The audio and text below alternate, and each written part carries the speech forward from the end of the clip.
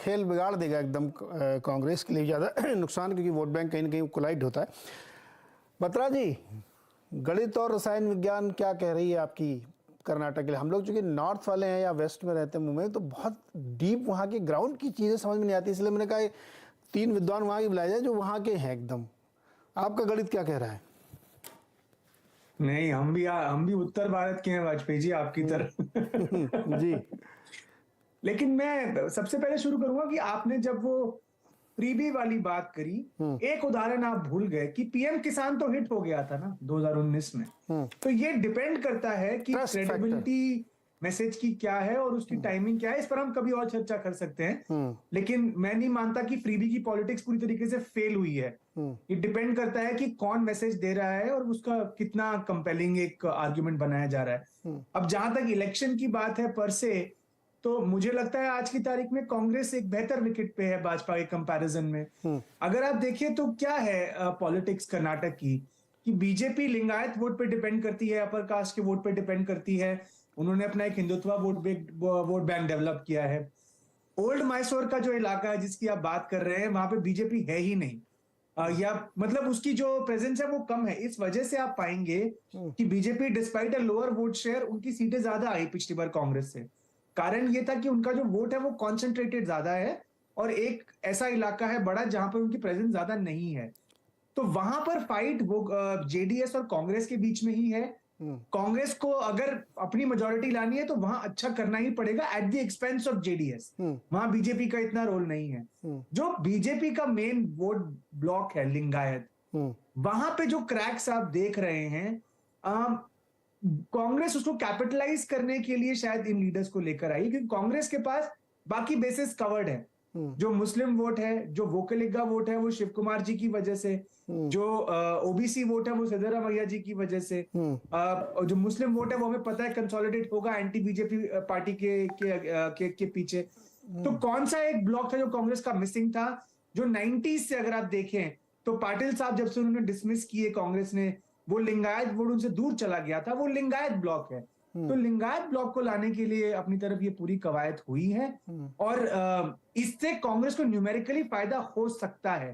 तो मुझे लगता है इस समय Congress because of several factors, anti incumbency जो बात हुई, जैसे एक आंकड़ा सी वोटर का आया था कि कर्नाटक में 57% लोग चाहते हैं कि बदलाव आए। And this is unlike any other state, जहां पे जैसे उत्तराखंड हो गया या गोवा हो गया, जहां बदलते बदलते चीजें बदली नहीं, इनफैक्ट बीजेपी ने काफी अच्छा प्रदर्शन किया। तो कर्नाटक एक ऐसा राज्य है जहां पर एपेटाइट है चेंज की। और एक और आपने जो बात उठाई कि लोग कर्नाटक में पार्टी बदल बदल के चुनाव लड़ते हैं, तो ये समझना पड़ेगा कि Karnataka is also very individual centric politics. उसका one of the reasons is बहुत ही महंगे इलेक्शंस होते हैं यहाँ पे। अगर आप एमएलए का नेटवर्क देखेंगे पूरे इंडिया में, कर्नाटक में सबसे ज्यादा समृद्ध एमएलए आपको इस समय असेंबली में मिलेंगे। तकरीबन 30 करोड़ पर एमएलए का एसेट वैल्यू है आज की तारीख में, जो महाराष्ट्र और आंध्र जैसे स्टेट से भी मेरे ख्याल से हाई है।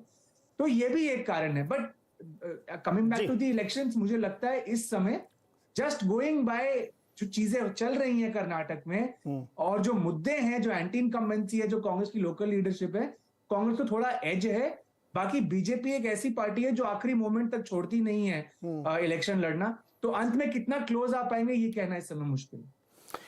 बिल्कुल। और ये जो फैक्टर वहाँ पे है बहुत महत्वपूर्ण है, जिसका हमने जिक्र किया। बहुत सारे एनालिस्ट ने कहा कि वहाँ पे इंडिविजुअल पॉलिटिक्स बहुत ज़्यादा मैटर करती है। एक एक क्वेश्चन मेरे को इनसे लेना है, संकीर्ता जी से और निज़ाम जी से। संकीर्ता जी, ये जो अभी देखिए एनालिसिस हमारे एनालिस्ट ने किया, सब आपके साउथ के ही हैं, अभी भी गाड़ी फंसी हुई है, एकदम क्लियर नहीं। जैसे नागराजन जी भी कह रहे हैं कि वो 30-35 सीटें अटकी हुई हैं। तो एक सवाल मेरा स्ट्रेट ये है कि क्या जाति बहुत बड़ा फैक्टर वहाँ पे अभी भी है, क्योंकि आप लोग मैनेज भी कर रहे होंगे, या फिर विकास? लेकिन क्योंकि देखिए हमारे किसी एनालिस्ट ने विकास की बात नहीं करी है, वो हमें ये समझा रहे थे कि कितना कहाँ फैक्टर कौन सा फिट बैठता है। आप कैसे मैनेज कर रहे हैं? आपने शेट्टिगार जी को छोड़ दिया, लिंगायत थे वो।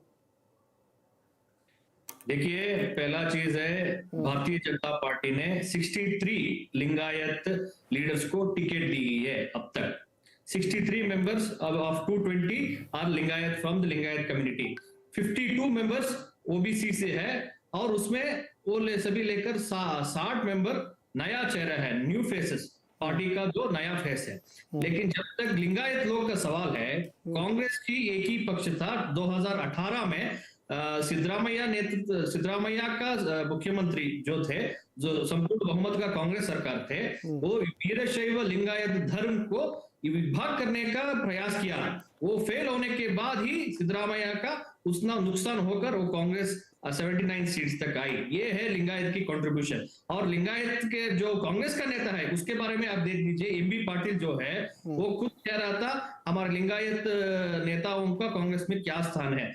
कांग्रेस एक ऐसी पार्टी है, लिंगायत लोगों को, ओबीसी लोगों को और दलितों को इस्तेमाल करता है और उसको पूर्ण स्थान मान देने का कोई प्रयास नहीं करता है। अखंडा श्रीनिवास मूर्ति जो सबसे हाईएस्ट मेजॉरिटी से जीता है, वो एक दलित लीडर है, पुलकेशी नगर कॉन्स्टिट्यूंसी से वो रिप्रेजेंट करता है।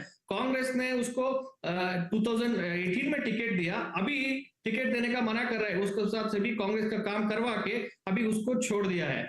कांग्रेस मानता है सिर्फ अल्पसंख्यकों का तुष्टीकरण, इसका मुद्दों पर चुनाव लड़ना चाहते हैं। वो कोई और ओबीसी हो या लिंगायत हो या वोकलिगा हो, कोई प्रेडोमिनेंट कैस्ट का, हिंदुओं का वो नहीं मानना चाह रहे, सिर्फ मुस्लिम अल्पसंख्यक लोगों का तुष्टीकरण का ही मामला लेकर कांग्रेस पार्टी ने चुनाव लड़ने के लिए सोच रहे हैं। ओके, निजाम साहब, अभी भी जाति महत्वपूर्ण है। राहुल जी कह रहे हैं कि जिसकी जितनी भागीदारी उसकी उतनी हिस्सेदारी नहीं। देखिए, सवाल था लिंगायत बारे में आपने पूछा, मैं उसका जवाब दिया। हाँ, नहीं, मैं ये सवाल निजाम से संगीता जी आपके लिए नहीं, वो कांग्रेस पार्टी को पूछ रहे हैं, आप आराम से रहिएगा। हाँ। आपका वक्त हो गया है, सरकार छोड़ने का वक्त हो गया है, तैयारी कर लीजिएगा। दूसरी बात, अगर आप जो कह रहे हैं कि ओबीसी और कास्ट इक्वेशंस और उसकी सर्वे कराने से राहुल जी का ये जो बयान था उसके बारे में आप कह रहे हैं, एक बहुत इंपॉर्टेंट चीज है। आप अगर देखेंगे पिछले थोड़े वक्त में द डिस्पैरिटी, जो लोगों की जो आर्थिक स्थिति है, सोशल स्टैंडिंग है, बिकॉज ऑफ मल्टीपल रीजन, बहुत कारणों की वजह से वो दूर हो गए हैं। आज देश ऐसे वक्त से गुजर रहा है जहां पे हर एक वर्ग को, हर एक धर्म को, हर एक जात हो सकती है, हम धर्म के अंदर जात है, तो उनको कैसे एक सही प्लेटफॉर्म दिया जाए ताकि वो अपने बलबूते पे एम्पावर्ड कम्युनिटी की तरह एक आगे बढ़ सके। अगर कहते हैं कि एक कास्ट सर्वे करवाया जाए और जिनकी जितनी रेशो है उनको उतना उनका कंट्रीब्यूशन उतना हो, उनको उतनी अपॉर्चुनिटीज हो, उनको उतना, इसमें गलत किस बात, क्या गलत क्या है? जब प्रधानमंत्री मंच पर खड़े होकर कहते हैं मैं पिछली जाति का आदमी हूं, तो वो अपनी जात के बारे में कह रहे हैं या सबकी जात के बारे में कह रहे हैं? तो जब प्रधानमंत्री एक कास्ट के बारे में बात करते हैं तो सही लगता है, लेकिन जब हम सही एम्पावरमेंट की बात करना चाहते हैं तो वो गलत क्यों लगने लगती है? हम पिछले वर्ष, नंबर ऑफ डेकेड्स, तो शतक से देख रहे हैं कि हम कांग्रेस पार्टी ने हर वर्ग को उसको सोशल जस्टिस के हिसाब से हम पार्टी का टिकट देते हैं। हर जगह जहां पे उसका एससी का डेवलपमेंट कॉर्पोरेशन हमने बनाया, ओबीसी डेवलपमेंट कॉर्पोरेशन हमने बनाया, तो एक माइनॉरिटी डेवलपमेंट कॉर्पोरेशन बनाया। तो हम हर एक वर्ग के लिए एक डेवलपमेंट कॉर्पोरेशन और उसके लिए एक बजट देते हैं ताकि वो लोग अपने आप को एम्पावर करके खड़े हो सके। हुआ क्या? एम्पावरमेंट हुआ क्या? और नरेश भाई, जब से बीजेपी 2014 में आई है, ये बार बार कहते हैं कि रिजर्वेशन हटा देना चाहिए, रिजर्वेशन हटा देना चाहिए।